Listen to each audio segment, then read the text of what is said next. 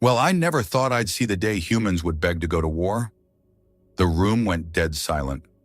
No one dared breathe as Captain Yellock dropped the bombshell on the council. His pale blue skin shimmered in the harsh lights of the war room, and his four eyes darted nervously across the table. The atmosphere grew tense, every alien present suddenly trying to process the strange species' bizarre offer. Beg? Admiral Threx, a towering Trinaxian with a chest of armor plating that made him look like a living tank, rumbled with confusion. Explain yourself, Captain.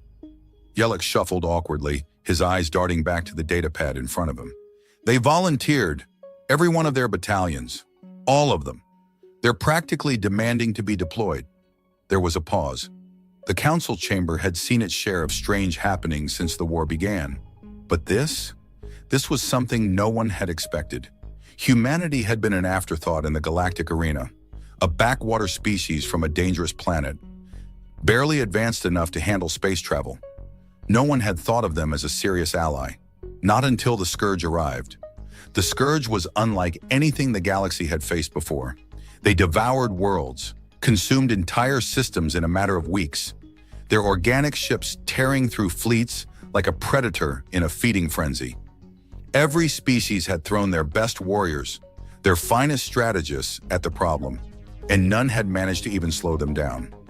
Planets were falling, one after another, and the Galactic Alliance was on its knees. That's when the humans made contact.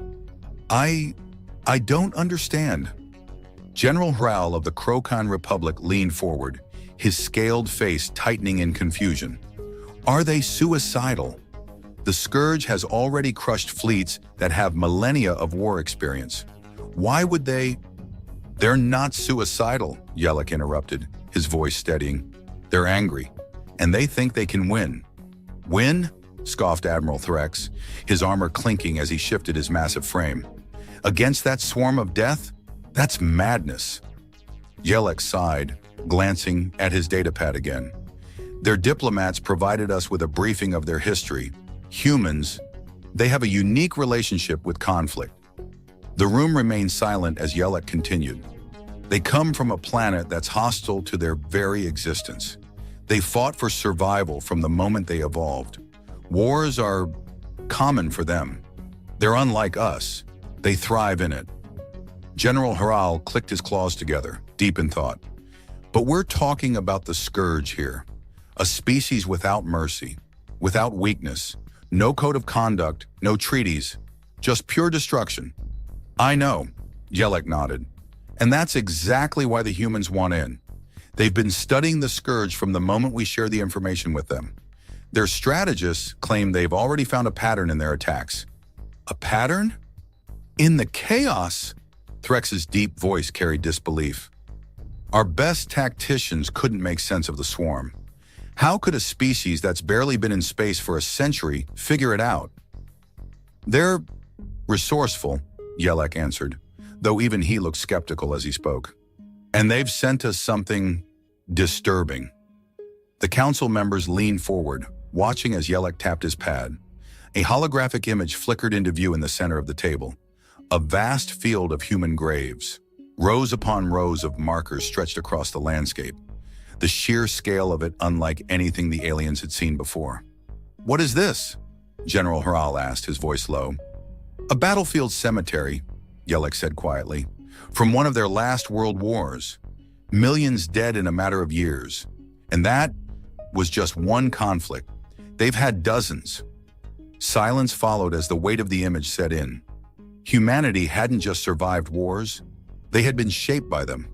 Why show us this? Admiral Threx asked, his voice softer now, more cautious. Yellock glanced up. They want us to understand something. They believe that if the galaxy is going to survive, it has to fight the Scourge in a way only humans understand. They've asked for control over our defensive forces. The room erupted into chaos. That's insane, Threx bellowed, slamming a fist onto the table. You want us to hand over control of our fleets to them? To humans? We're talking about a species that's barely developed interstellar travel. General Hral clicked his claws again, thinking deeply. But they have experience, and if what you say is true, perhaps they see things we can't. The Scourge has no mercy. Maybe we need to be just as ruthless. Jellic nodded. The humans seem to think so. Their soldiers aren't asking for a seat at the table. They're asking for permission to lead the fight. You mean they're asking us to step aside? Threx growled. Jellic swallowed. In a way, yes. The room fell into another uneasy silence as the council members looked to one another. The idea of putting humanity in charge was absurd, reckless, but so was the idea of standing by and watching the galaxy burn. What's their plan? General Hral finally asked. Jellic activated another image, this time of human warships, heavily armored, bristling with weapons. They weren't sleek or elegant like the fleets of the Alliance. They were blunt, brutal instruments of destruction. They planned to strike at the Scourge's heart, direct, overwhelming force. No attempts at negotiation, no retreats, just war? Threx grunted, staring at the hologram with narrowed eyes. That sounds dangerous. It is, Jellic agreed. But they're ready for that. They told me, if we're willing to let them lead, we'll see why humans have never lost a war for survival. General Hral's claws clicked again, a slow, methodical rhythm as he mulled over the situation. And if they fail? Jellic didn't hesitate. They won't. There was a final heavy pause before Hral leaned back in his seat, sighing through his teeth. Then the decision seems clear. The council chamber filled with a chorus of uneasy agreements, but one thing was now certain. Humanity was about to lead the charge. Are they serious? These ships look crude, Threx muttered, eyeing the human warship designs as they hovered in the hologram. Jellic shifted uncomfortably. Crude, yes, but effective. Humans prioritize function over form. Their technology might not look impressive to us, but it works. Their ships are built to take damage and keep fighting. Their weapons are designed to destroy, not intimidate. The council chamber buzzed with whispers as the alien leaders considered the holographic fleet. There was no elegance, no grace to the human vessels. They were thick, blocky, covered in armor plating. Everything about them screamed aggression and durability. I still don't trust this, Threx rumbled. Handing over control of our fleets, it feels reckless. They're too unpredictable. General Hral nodded slowly, his scaled brow furrowing. Reckless, perhaps, but desperate times call for desperate measures. The Scourge is at our doorstep, and we've run out of options. Jellic cleared his throat and leaned forward. It's not just their ships or their tactics we need to consider. It's them, the humans themselves. I've spent time with their soldiers. They're unlike anything we've ever seen, Threx snorted. Humans are fragile compared to most of us. How could they possibly stand against the Scourge? One hit from their bioweapons would wipe them out. Jellic shook his head. That's what I thought at first. But their resilience isn't in their bodies. It's in their minds. Humans don't retreat. They don't surrender. They fight until there's nothing left, even when the odds are stacked against them. Threx scoffed. Sounds like foolish pride to me. It's more than pride, Jellic insisted.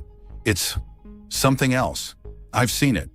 When the Scourge hit their outpost on Icarus 9, the humans didn't panic. They didn't flee like the other species did. They adapted. They figured out the Scourge's weak points within hours and hit back harder than we thought possible. General Hral leaned in, his sharp eyes narrowing. And you're saying they're prepared to do this on a larger scale? Jellic nodded. They've been planning their strategy since the day they arrived in the Alliance. They've been studying the Scourge, learning everything they can, and now they think they've figured out how to beat them. Threx's armored fist clenched. And what makes them so sure? Jellic hesitated, then tapped his datapad again. The hologram shifted, revealing a video feed from a human training ground. Soldiers moved with precision, their weapons blazing in drills that simulated the chaotic environment of a Scourge attack. But it wasn't just their efficiency that caught the Council's attention. It was their demeanor. They look eager, Hral observed, his claws clicking against the table. They are, Jellic confirmed. This isn't just another war for them. It's an opportunity. They've been isolated, underestimated. They want to prove themselves. Or get themselves killed, Threx grumbled. Perhaps, Jellic admitted, but they're confident. Their strategy is to hit the scourge where it hurts, right at their core. No holding back, no waiting for the perfect moment. Just a full-scale assault with everything they have. The room fell silent again as the council members digested the information. It was a radical plan, reckless even. But with the scourge ravaging the galaxy, maybe reckless was exactly what they needed. "And what's their price?" Hral finally asked, breaking the silence. Yelek looked down at his datapad. "Nothing. They don't want territory or resources or political influence. All they've asked for is a chance to fight." Threx let out a low growl. "So they want the glory. Typical." "No," Yelek said quietly. "They just want to survive. They know that if we fall, they're next. Humanity isn't fighting for us. They're fighting for themselves. And they believe this is their best chance." Hral's claws tapped out a slow, thoughtful rhythm. "It's a gamble, a big one. But if they're as determined as you say, maybe we should take that gamble." Yelek nodded, relief washing over him. "I believe it's our only option." Threx crossed his massive arms, his metallic skin creaking with the motion. "I still don't like it, but I suppose we don't have much choice. The Scourge has made sure of that." Hral rose from his seat, his reptilian form towering over the rest of the council. "Very well. We'll give the humans their shot. But make no mistake, Captain. If this goes wrong, it will be on you." Yelek straightened, his voice steady. "I understand, General, but I have faith in them." "Faith?" Threx spat the word like it was an insult. "We'll see if your faith can stand up to reality when the Scourge arrives." Yelek held his gaze but said nothing. Inside, he was just as uncertain as the others. But he had seen something in the humans that he couldn't explain. Something that made him believe they might just be what the galaxy needed. As the council session ended, the decision was made. The humans would lead the charge against the Scourge. It was a risk, a wild, improbable gamble. But for the first time since the war began, there was a flicker of hope in the air. Yelek watched as the council members dispersed, their expressions ranging from grim to cautiously optimistic. The galaxy's fate now rested in the hands of the most unpredictable species it had ever encountered. And the battle was about to begin. The battle began without fanfare, without any grand speeches or declarations. It was quiet. In space, there's no sound to carry the thunderous roar of engines or the explosive impacts of weapons. It was only the flashes of light, deadly, brilliant, and relentless, that filled the void. The human fleet moved first, their ships diving straight into the heart of the Scourge swarm. It was a sight that left even the hardened alien veterans in awe. No hesitation, no second thoughts. They just charged. From the command deck of the capital ship Atlas, Captain Yelek watched, his four eyes fixed on the chaotic scene unfolding before him. The Scourge ships, organic, monstrous things, darted toward the human vessels like predators sensing fresh prey. Their weapons fired in bursts of acid-like projectiles, the kind that had torn through entire fleets before. But the human ships were ready. Their thick, armored hulls absorbed the initial hits, shaking but not breaking. For every blow they took, they returned fire tenfold. Massive railguns shot projectiles at near-light speeds, smashing through the Scourge's organic ships with brutal efficiency. Plasma cannons lit up the darkness, their beams cutting through the swarm like a scythe through grain. "They're holding," Yelek whispered in disbelief. "They're winning," General Hral corrected, his eyes wide as he watched the human fleet push deeper into the enemy's formation. "No one's ever fought the Scourge like this. It's like they're angry." Yelek nodded, though he was too focused to respond. He'd seen the fire in the humans' eyes before the battle began. They weren't just here to survive. They were here to conquer. The Scourge fought back, of course. They had numbers and they were ruthless. But for the first time, the Alliance had a fleet that didn't back down. The humans had woven through the swarm like seasoned hunters, picking off the Scourge ships one by one, pushing forward with a singular goal in mind: reach the Scourge command vessel at the heart of the swarm. "Captain," one of Yelek's officers called out, pointing at a screen, "they've broken through the outer defense line. The human lead ships are approaching the core." "Already?" Yelek's voice cracked. It had only been minutes since the battle began. "How are they doing this?" Haral leaned forward, his reptilian features tense. It's their nature. They fight harder the closer they get to their target. As the human fleet advanced, something changed. The Scourge, which had been so relentless and overwhelming in every previous battle, began to falter. Their movements became more erratic, less coordinated. For the first time in this war, they were being outmaneuvered. The Atlas's communications officer raised his voice. "We're receiving a transmission from the human command ship." "Put it through," Jellic ordered, still struggling to comprehend what he was seeing. The image that appeared on the screen was of General Connor, the human fleet commander. His face was calm, but his eyes burned with intensity. "We're in position," he said, his voice sharp. "Launching the payload now." "Payload?" Haral asked, confused. Before Jellic could answer, the humans acted. From several of their ships, something massive was fired. It wasn't a weapon, at least not in the conventional sense. It was a colossal torpedo, larger than anything Jellic had ever seen. "It's a fusion bomb," Jellic realized, his eyes widening. "They're going to..." "Right into the core of the Scourge," Haral finished, his voice filled with awe. The bomb cut through space, gliding toward the center of the Scourge fleet. The enemy ships tried to intercept it, but the human forces shielded the bomb with everything they had. Scourge ships exploded as the humans threw themselves into the fray, sacrificing their own vessels to ensure the bomb reached its target. "Do they know what they're doing?" Threx muttered from across the room, his voice tinged with disbelief. "That blast will wipe out everything in range."